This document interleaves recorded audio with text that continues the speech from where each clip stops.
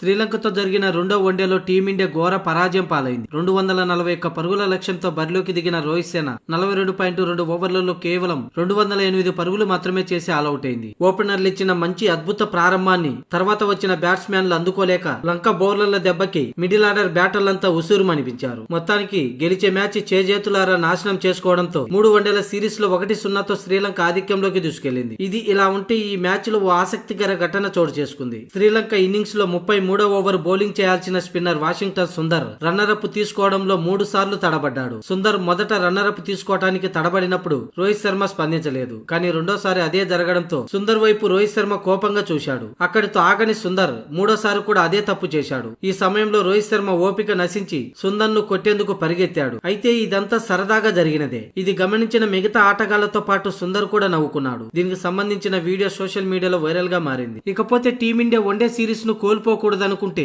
చివరి మ్యాచ్ లో తప్పక గెలవాల్సిన పరిస్థితి. సిరీస్ ఎటు గెలవలేకపోయినా సిరీస్ సమం చేయడానికైనా చివరి మ్యాచ్ గెలవాల్సిన పరిస్థితి. 7వ తేదీ గత 2 మ్యాచ్లు జరిగిన కొలంబో వేదికగానే చివరి వన్డే మ్యాచ్ కూడా జరగనుంది.